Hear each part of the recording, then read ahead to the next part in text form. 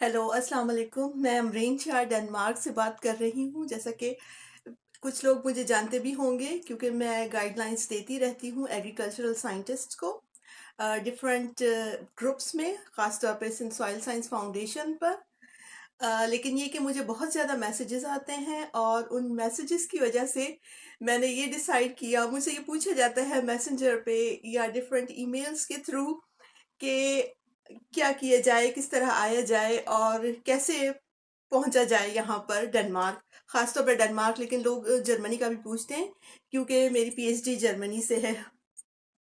तो अब मैंने सिलसिला यही शुरू किया है कि मैं यूट्यूब चैनल खोलूं, बल्कि खोल चुकी हूँ। और आप इस चैनल को प्लीज़ सब्सक्राइब कीजिए और मेरी वीडियोस को फॉलो कीजिए, लाइक कीजिए। लेकिन ये जो वीडियो है ये मेरी सबसे पहली वीडियो भी है और ये मैं डेडिकेट करती हूँ ख़वातीन के लिए, ख़वातीन स्पेशली ख़वातीन साइंटिस्ट के लिए जो कि अपनी बहुत ज़्यादा मसरूफियात के बावजूद अपनी रिसर्च में मसरूफ़ हैं और जो कि चाहती हैं कि यहाँ से निकला जाए, पाकिस्तान से बाहर निकल के रिसर्च की जाए और कुछ अपनी फैमिली के लिए किया जाए, अपने बच्चों को फॉरेन का एक्सपोजर दिया जाए।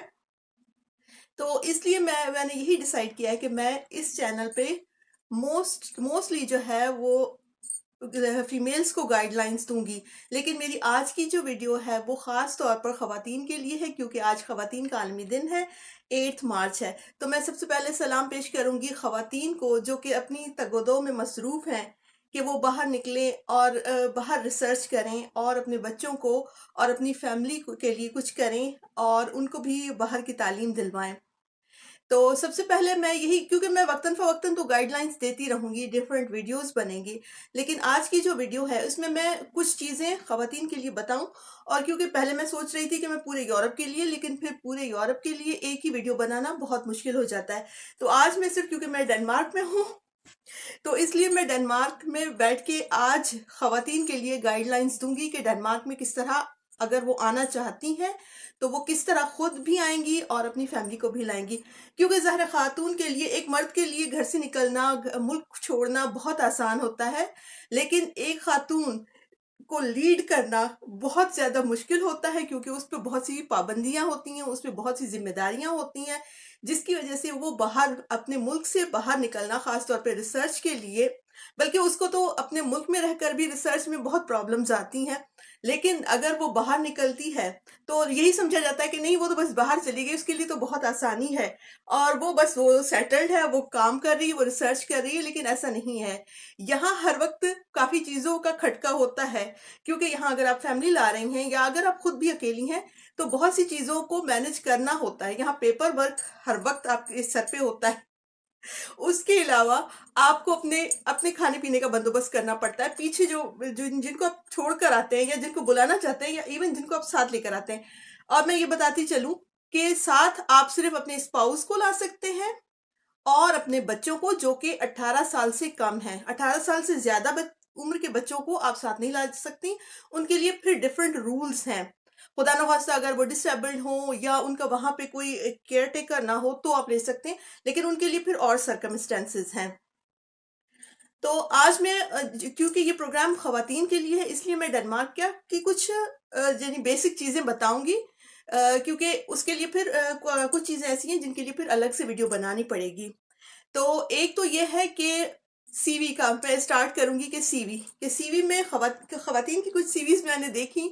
तो पाकिस्तान में तो यही होता है कि आप जो सबसे बेसिक जो गलती खवातीन करती हैं, हस्बैंड का नाम, भाई कैरियर में आप हस्बैंड का नाम क्यों ला रही हैं, और यहाँ अगर आप सीवी भेज रही हैं तो उसमें भी हस्बैंड्स नेम और या फिर फादर्स नेम होता है या फिर एनआईसी नंबर होता है या फिर अक्सर पासपोर्ट नंबर सिर्फ ये लोग सऊदी अरब वाले मांगते हैं और कोई नहीं मांगता। और ना ही आपको जरूरत है अपना पासपोर्ट नंबर इनिशियल स्टेज पर किसी को शो करने का। इवन अगर आप पाकिस्तान में भी किसी को सीवी भेज रहे हैं फिर भी आपको सीएनआईसी नंबर देने की जरूरत नहीं है। लेकिन यहाँ पे जो भी प्रोफेसर्स को भेजी जाती है सीवीज, उनमें एक तो ये कि आप टेलीफोन का, ये मेल्स भी यही मिस्टेक करती हैं, लेकिन मैं खवातीन को बताऊं कि वो एक तो ये कि अपने स्पाउस का नाम ना लिखे, हस्बैंड का नाम ना लिखे, फादर का नाम ना लिखे, पासपोर्ट नंबर या सीएनआईसी नंबर ना दें। उसके अलावा ये कि आप अपना टेलीफोन का जो फॉर्मेट होता है वो आप लोकल दे देती हैं, जैसे मोबाइल नंबर है 0300 या 0302 कुछ इस तरह, तो आप उसको इंटरनेशनल फॉर्मेट में लिखें। कॉल तो आपको करेंगे भी नहीं, आपको ईमेल पर ही करेंगे रिप्लाई, लेकिन ये कि फ़ोन नंबर अगर आप दे रहे हैं तो उसे इंटरनेशनल फॉर्मेट में दें। अच्छा, उसके अलावा ये कि काफ़ी चीज़ें होती हैं जो कि सीवी में और भी मिस्टेक्स होती हैं, चाहे वो ख़वातीन हो या जेंट्स हो, उसमें ज़्यादातर चीज़ें जो है वो क्लियर नहीं होती। तो उसके लिए मैं अलग से प्रोग्राम बनाऊँगी, लेकिन ये जो छोटी-छोटी बातें थी जो कि फीमेल्स करती हैं वो मैंने बताई। अच्छा, उसके अलावा चलो आपकी सीवी तैयार हो गई। सीवी के लिए भी एक गाइडलाइन दूँगी और वो अलग से प्रोग्राम बनेगा। और मैंने एक लाइव सेशन किया था सिंध सॉइल साइंस फाउंडेशन में। वहाँ पर यही था कि मैंने गाइडलाइंस दी थी, जो साइंटिस्ट हैं वहाँ पे गाइडलाइंस दी थी कि आप किस तरह प्रोफेसर्स को सीवी भेजें। तो और उनसे बात करें और उनको ईमेल लिखें कि वो आप रिसर्च के लिए आना चाह रही हैं। तो उनको भी लिखने का एक ये है कि उनका भी एक तरीका होता है। उनको ज़्यादातर जो है वो डियर सर या डियर प्रोफेसर इस तरह करके ना लिखें। आप जो भी वेबसाइट्स हैं, जो भी यूनिवर्सिटी की, खास तौर पे अगर आप जैसे डेनमार्क के लिए आना चाह रही हैं और आपकी डिफरेंट फील्ड्स हैं, आप वो यूनिवर्सिटी सर्च करें। आप कमेंट्स में यहाँ लिखिएगा कि कौन कौन सी आपकी फील्ड है, क्योंकि मैं ज़्यादातर एग्रीकल्चर के ही जो साइंटिस्ट हैं उनको ही गाइडलाइन देती हूँ। तो जो यूनिवर्सिटीज़ हैं, जैसे आहुस यूनिवर्सिटी है, कोपेनहेगन यूनिवर्सिटी है, आप उनकी वेबसाइट पे जाएं। आप देखें कि कौन सा प्रोफेसर जो है वो आपकी फील्ड के हिसाब से आपके लिए दुरुस्त है। तो आप उनको सर्च करें और उनको जो प्रोजेक्ट उनका चल रहा है, मोस्टली कुछ प्रोफेसर्स अपना प्रोजेक्ट शो नहीं करते, लेकिन उनकी पब्लिकेशन से पता चल जाता है कि उनकी वो स्पेसिफिकली क्या काम कर रहे हैं। तो वो भी है, वो भी एक फॉर्मेट है कि आप किस तरह उनको लिखें और अलग-अलग उनको अलग-अलग ईमेल्स लिखें, अलग-अलग पैटर्न होना चाहिए। ये नहीं कि एक ही ईमेल है, वो सबको फॉरवर्ड वही की जा रही है, वही की जा रही है, इस तरह नहीं होता। और थोड़ा-सा ये कि थोड़ा यानी उसको प्रिसाइज़ करें, ज़्यादा इतनी लेंथी जो है वो ईमेल होती है, प्रोफेसर्स पढ़ते ही नहीं हैं और उसको जो है वो खारिज कर देते हैं, चाहे आप उनके लिए कितने भी मौजू क्यों ना हों। उसके लिए मैं एक अलग सेशन करूँगी, हालाँकि मैंने बहुत डिटेल्ड उसमें लाइव सेशन किया था, लेकिन मैं वीडियो भी बनाऊँगी अलग से कि किस तरह प्रोफ़ेसर से कॉन्टैक्ट किया जाए और कब-कब किया जाए। और उनको उनको ये लिखना चाहिए कि यानी कोशिश तो यही, लेडीज़ को तो यही कोशिश करनी चाहिए कि आप उनसे फंडिंग लें। या तो ये कि अगर जो मेरी बहनें, जो मेरी बेटियाँ जो हैं, वो ऑलरेडी जॉब कर रही हैं, जैसे प्रोफ़ेसरशिप में हैं या वो लेक्चरर हैं, तो उनकी अपनी अपनी जो सैलरी होती है, हो सकता है कि मैं जो है वो उनकी एग्ज़ैक्ट सैलरी का मालूम ना हो, लेकिन पर पर्सन अगर एक खातून अकेली डेनमार्क में खुद एज़ ए गेस्ट रिसर्च आ रही है, तो उसके लिए बहुत मुश्किल हो जाएगा। उसे 30-35 लाख पाकिस्तानी रुपीज़ शो करने पड़ेंगे पर ईयर। फिर ये कि वो यहाँ आकर काम कर सकती है, साइडलाइन जॉब की परमिशन उसे होगी, उसे लेनी पड़ेगी। फिर वो काम करके उसके स्पाउस को भी काम की इजाज़त होगी। तो ये यानी एक किस्म का, अगर यहाँ आने के बाद एज़ ए गेस्ट रिसर्चर, एक तो ये कि एज़ ए गेस्ट रिसर्चर अगर आप आएँगे, तो आपको बहुत ज़्यादा फ़ायदा मिलेगा यहाँ पर ना, क्योंकि आप ऑलरेडी आपका कॉन्टैक्ट होगा प्रोफ़ेसर्स के साथ। और उसके अलावा ये कि आप यानी उनको आपका एक तो कॉन्टैक्ट रहेगा, आप डेनमार्क में होंगे, आपका यूनिवर्सिटी के प्रोफेसर्स के साथ कॉन्टैक्ट रहेगा और आप अपना रिसर्च की जो भी फील्ड है, आपका अपना जो प्रोजेक्ट है वो बता सकते हैं। और यहाँ आने के बाद हो सकता है कि आपके स्पाउस को भी कोई फंडेड प्रोजेक्ट मिल जाए जिसमें वो काम करें। लेकिन ये कि यहाँ आने के बाद काफ़ी इम्पैक्ट पड़ता है, आपकी प्रोफेसर्स के साथ मीटिंग्स होती हैं। लेकिन एज ए गेस्ट रिसर्चर मैं अपनी बहनों को, अपनी बेटियों को बताती चलूं कि आपको अपनी फंडिंग शो करनी पड़ेगी वीजा एप्लीकेशन के लिए। और आपको मैक्सिमम 3 इयर्स का visa as a guest research मिलेगा। 3 इयर्स के बाद आपको उसमें कोई एक्सटेंशन नहीं मिलेगी, और मेरे ख्याल से 3 साल बहुत ज्यादा होते हैं। उसमें आपको कोई भी पोस्ट डॉक या पीएचडी प्रोजेक्ट खुद भी मिल जाएगा। लेकिन ये कि बहुत सोच समझ के, क्योंकि खवातीन के लिए यहाँ आना, उसके बाद सरवाइव करना थोड़ा सा मुश्किल है। लेकिन 3 lakh Pakistani rupees per month एक अकेले आदमी का या खातून का खर्चा होता है। अगर वो फैमिली साथ ला रही है तो फिर उनका डबल तो नहीं होगा, लेकिन उनके फिर अमाउंट बढ़ता जाएगा। ठीक है। और ये कि डेनमार्क ऑफ कोर्स बहुत ही जो है वो एक्सपेंसिव कंट्री है, लेकिन कुछ एरियाज ऐसे हैं, जैसे विबोग है, यहाँ मैं रहती हूँ, यहाँ पर घर जो है वो सस्ता मिलता है कंपैरेटिवली कोपेनहेगन से या ऑहुस सिटी से। तो कुछ सिटीज ऐसे हैं जहाँ पर चीप अकोमोडेशन मिलती है। कोपेनहेगन में बहुत मुश्किल हो जाता है। अगर आप अकेली खातून भी आ रही हैं डेनमार्क, तो मैं यही रिकमेंड करूंगी कि आप प्राइवेट अकोमोडेशन किसी से ना लें, यानी किसी प्राइवेट पर्सन से ना लें, या कोई आपको शेयरिंग में दे रहा है तो ना दे, क्योंकि कोपेनहेगन में तो यही प्रॉब्लम है, या ऑहस में, ऑलबर्ग में, कि फिर जो है वो आपको सीपीआर, कहीं वो सीपीआर, जो सीपीआर होती है, जो आपकी रजिस्ट्रेशन, जिसमें आप अपने आप को रजिस्टर करवाते हैं डेनमार्क में, जिस एड्रेस पे आप रजिस्टर्ड होते हैं, जो आपकी आइडेंटिफिकेशन होती है कि आप कहाँ रह रहे हैं, उसके लिए भी अलग से आपको पेमेंट करनी पड़ती है। और काफी लोग जो कि देते हैं प्राइवेटली, कि जैसे 4 कमरे हैं, एक कमरा किसी को दे दिया, जो कि बहुत महंगा भी देते हैं और रजिस्ट्रेशन भी आपकी वहां रखने नहीं देते, तो मुश्किल हो जाता है। फिर रजिस्ट्रेशन के लिए आपको कहीं और पैसे देने पड़ते हैं, जो कि लीगली अलाउड नहीं है। तो एक ये बात हो गई। उसके अलावा ये कि ठीक है, अगर आप हिम्मत कर रही हैं, मैं तो आप लोगों को यही कहूंगी कि आप हिम्मत करके आएं, क्योंकि मेरी वीडियोस डिफरेंट होंगी, जिसमें कि एक जो कि मैंने बहुत ही अच्छी तरह गाइडलाइंस दी थी, कि आप जो है वो प्रोफेसर्स के साथ किस तरह कांटेक्ट में आए। लेकिन ये कि उसमें कुछ चीजें हो गई, जैसे कुछ लोगों ने ये किया कि मैंने यही कहा था कि आप प्रोफेसर से कांटेक्ट करें, लेकिन जो मेरे कुछ भाई थे, कुछ बेटे थे, उन्होंने ये किया कि जो प्रोफेसर्स अनाउंस कर रहे थे, जो प्रोफेसर्स वैकेंसीज अनाउंस कर रहे थे, वो तो एक पोर्टल है, आप वहां जो है उस चैनल पे आप अप्लाई कर दें। नहीं, उन्होंने ये किया कि फिर वो सारी डॉक्यूमेंट्स प्रोफेसर को भेज दी, और फिर प्रोफेसर से कि सर हमें ये दें पोस्ट। ऐसे थोड़ी होगा कि प्रोफेसर को आप डायरेक्ट डॉक्यूमेंट्स भेज रहे हैं, जिसने की ओपन पोजीशन अनाउंस की हुई है, वो आपके डॉक्यूमेंट्स देखेगा। वो तो फिर एचआर वाले करते हैं, या फिर head of the department decide करता है। तो ये गलती कभी ना कीजिए कि जो ओपन पोजीशन है उसमें आप उसके थ्रू चलें, और जिस प्रोफेसर ने कोई भी पोजीशन अनाउंस ना की हो, आप जो है वो फिर उनसे बात करें डायरेक्ट। डायरेक्ट ये कि ईमेल के थ्रू ना, ये कि उनको उनका व्हाट्सएप नंबर ढूंढे, क्योंकि डेनमार्क में व्हाट्सएप तो हम पाकिस्तानी जो है या और फॉरेनर्स वो यूज करते हैं, डेनमार्क के लोग व्हाट्सएप को नहीं जानते, ना ही उसको यूज करते हैं।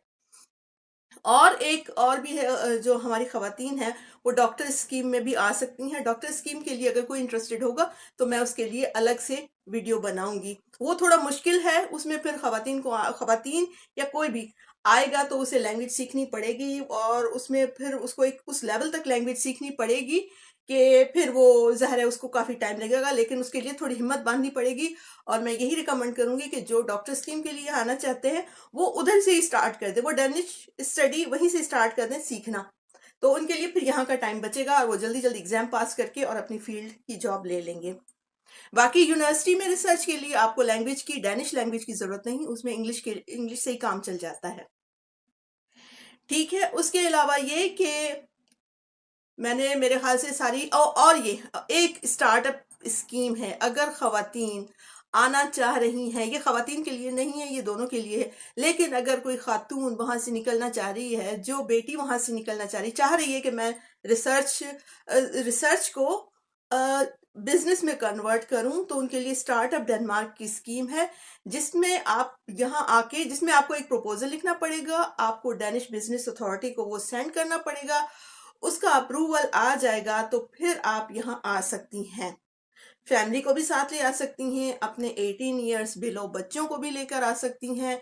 फिर ये कि बच्चों को यहाँ पे पैसे मिलते हैं, और उसकी फिर डिटेल में बाद में बताऊंगी कि वो कितने महीने बाद मिलना शुरू हो जाते हैं और कितने मिलते हैं। आपके स्पाउस को फुल टाइम काम की इजाजत होगी, और आप अपना एक बिजनेस यहाँ, अच्छा बिजनेस जो कि आपकी फील्ड से रिलेटेड है, वो ये नहीं कि यहाँ खवातीन आ रही हैं अपना पार्लर खोल रही हैं या रेस्टोरेंट खोल रही हैं, ये इसकी इजाजत नहीं है, ना ही इंपोर्ट एक्सपोर्ट की।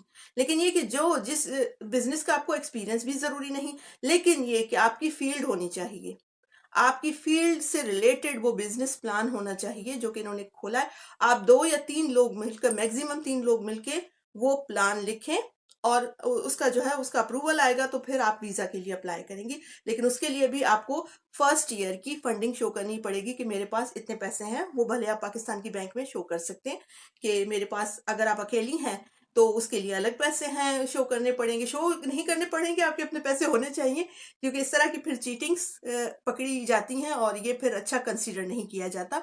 इससे हमारे हमारे मुल्क का जो है वो इम्पैक्ट बहुत बुरा पड़ेगा। लेकिन पाकिस्तानी यहाँ पर हैं, रिसर्च में हैं, हर शोबे में हैं और बहुत अच्छा काम कर रहे हैं। उनका इमेज भी बहुत अच्छा है और बहुत अच्छी तरह से, यानी हम लोगों का नाम बहुत अच्छा है पाकिस्तान में। पाकिस्तानियों ने अपना नाम यहाँ रोशन किया हुआ है।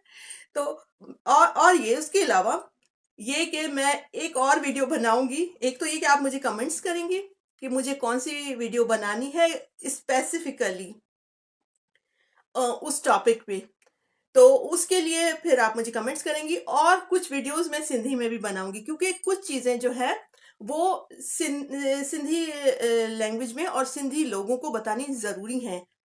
तो उसके अलावा ये कि मैं फिर आप लोगों को एक और भी बात बताऊं कि हैक के लिए, हैक की स्कॉलरशिप पर बहुत से लोग आते हैं, बहुत सी बच्चियां आती हैं, बहुत से मेल्स भी आते हैं, लेकिन मैंने सिंध से कभी कोई नहीं देखा कि वो हैक की 6 मंथ्स की स्कॉलरशिप, वो भी बहुत बहुत ही अच्छा जो है वो एक मौका है आपके लिए कि आप आए और यहाँ के 6 मंथ्स वो हैक देगा आपको और उसके लिए भी गाइडलाइंस देंगे कि वो 6 मंथ्स की है तो वो आप कहाँ आए। और फिर मैं यही आपको जो है वो तजवीज़ करूंगी कि आप कोपेनहेगन की साइड पे मत आइएगा, कोपेनहेगन कैंपस की तरफ, क्योंकि फिर वहाँ महंगा पड़ जाएगा।